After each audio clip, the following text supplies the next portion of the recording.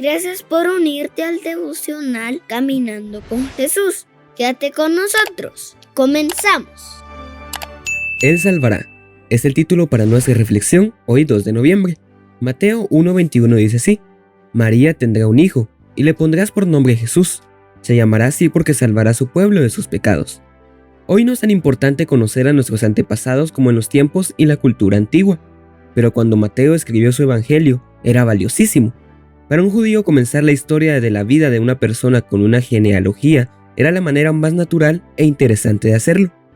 El interés judío en la ascendencia racial surgía del hecho de que ellos le daban gran importancia a la pureza del linaje de las personas. Un judío del primer siglo no solo encontraría natural e interesante que apareciese una genealogía al comienzo de una biografía, sino también lo consideraría necesario, especialmente un libro como el de Mateo, que asevera tratar sobre el Mesías. Ahora bien, la genealogía de Jesús en Mateo 1 tiene un elemento extraño para los judíos de su época, aunque para nosotros nos puede resultar normal. Mateo incluye a 4 mujeres.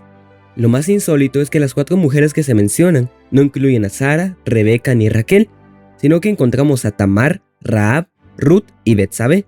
3 de las 4 estuvieron involucradas en pecados sexuales como la prostitución y el adulterio, además de ser gentiles. Estas mujeres no serían aceptadas fácilmente en el judaísmo del siglo I, una cultura sin lugar para gentiles o pecadores. Esto nos lleva a preguntarnos, ¿por qué Mateo, que estaba escribiendo para lectores judíos, las incluyó en su genealogía? La respuesta se encuentra en el texto de hoy. Hablando de la 5ª mujer de su lista, María, Mateo escribió: Tendrá un hijo y le pondrás por nombre Jesús. Se llamará así porque salvará a su pueblo de sus pecados. Jesús significa Dios salva. Pero ¿a qué pueblo se refiere? ¿Qué clase de pueblo salvaría a Dios mediante aquel que nacería de María? La respuesta surge de la genealogía. Jesús puede salvar a personas como Tamar, Rahab, Ruth, Betsabé y David.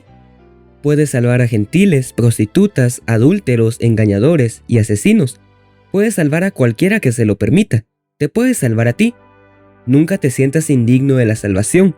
Recuerda que Jesús te ama incluso a pesar de tus errores. Disfruta del amor de aquel que no se avergüenza de tenerte como hermano o hermana. Jesús se sentiría orgulloso de tenerte en su genealogía.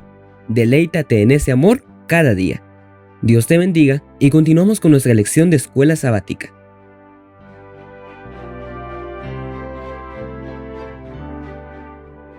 Hola, hoy es miércoles 2 de noviembre y el título de la lección: Él murió por nosotros.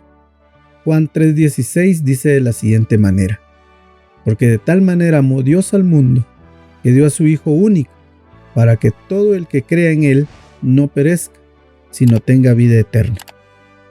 Cuando Jesús llegó al río Jordán para bautizarse, Juan el Bautista exclamó: He aquí el Cordero de Dios, que quita el pecado del mundo. Juan 1:29. Esta declaración reconocía a Cristo como el Cordero de Dios, a quien apuntaban todos los sacrificios del Antiguo Testamento. Solo el propio Creador podía ofrecerse como sustituto del pecador y pagar por su pecado, la muerte eterna. Romanos 6:23. Piensa en lo que significa todo esto. Jesús, aquel que creó el cosmos, se ofreció a sí mismo por cada uno de nosotros, como sacrificio por los pecados.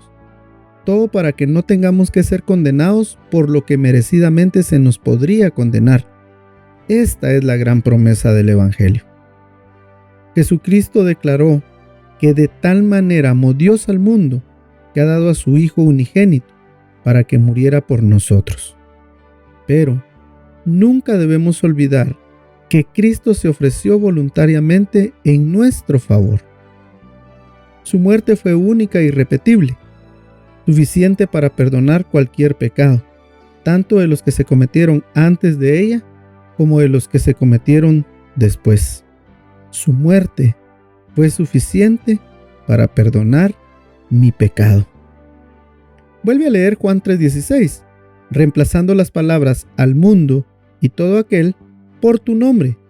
¿Cómo puedes aprender a hacer tuya esta maravillosa promesa momento a momento, especialmente cuando te sientes tentado a pecar?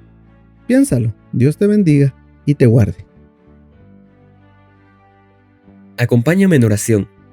Amado Padre, El sacrificio de Jesús es una gran esperanza para toda la humanidad, pero a la vez es una promesa personal para cada uno de nosotros. Gracias por ese amor demostrado en la cruz y ayúdanos a recordar la muerte de Jesús y lo que estuvo dispuesto a sufrir por nosotros cuando la tentación llegue a nuestra vida.